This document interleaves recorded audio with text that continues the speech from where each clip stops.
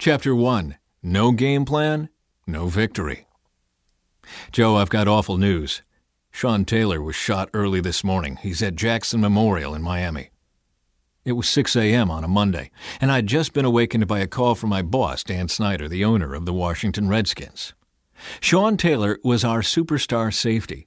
He'd played in the Pro Bowl in 2006, and now in 2007 he was tied for most interceptions in the NFC, even though he'd missed the last 2 games. Some in the media said Sean had the talent to become one of the greatest NFL safeties of all time. How bad is it? He got shot in the leg, so I'm not sure. How bad can that be? I wondered. Certainly not life-threatening. Our first-round draft pick in 2004, Sean was having a remarkable season in what was otherwise turning out to be not such a great year for the Redskins. It was November, and we just lost to the Tampa Bay Bucks 19-13 at Tampa, our 3rd loss in a row.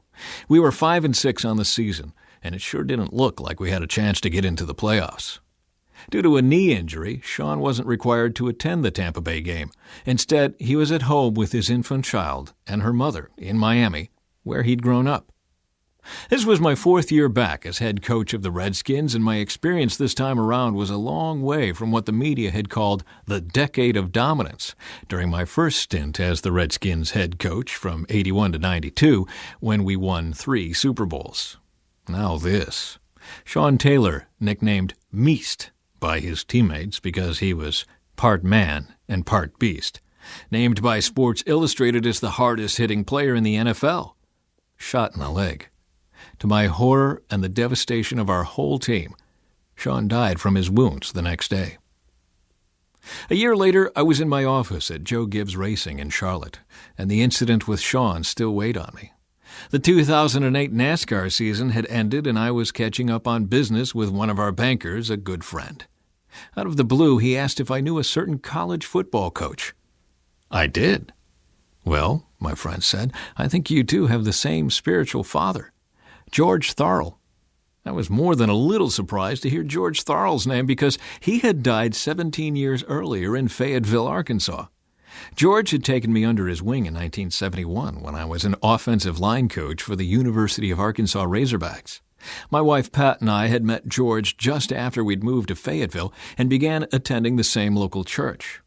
Now here I was in my office in Charlotte, a world away from that college town, learning that the same man who'd had a huge influence on me had also inspired this other coach who had passed through Arkansas earlier in his career. You might ask, what's a spiritual father? For me, he was the guy who took the time to help me understand the spiritual truths I still live by today. George Tharl had been my Sunday school teacher for 2 years. He was a man quietly driven to make an impact on other men. As my career took me around the country, I stayed in regular contact with George because the wisdom he shared kept me grounded and pointed in the right direction. That conversation with my banker friend about George Tharl got me thinking. What had made George's life so significant? Money? No. That he'd worked his way up to manage a local department store? No. That's all forgotten and gone. That he was some larger-than-life life coach? No, not that either. If it was not fame or fortune or reputation, what was it? What remains of George Tharl is the impact he had on other men's lives. Mine, the college coach my friend was talking about, and every man George took the time to teach spiritual truths to throughout the years. His legacy lives through each of us today.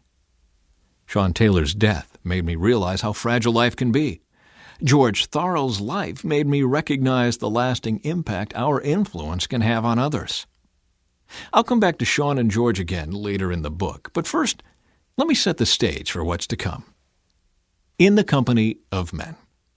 Okay, here's the deal. My whole life has been in the company of other men. I had a brother. I played sports from day one, baseball, basketball, and football in high school, football in college, and I coached in college and the pros. Pat and I have 2 sons. I now own a NASCAR team. In short, I know men, and life's not easy for them these days. Wherever I go, I run into guys who all seem to have the same questions and challenges. I can relate to these men because I've faced many of the same issues in my own life.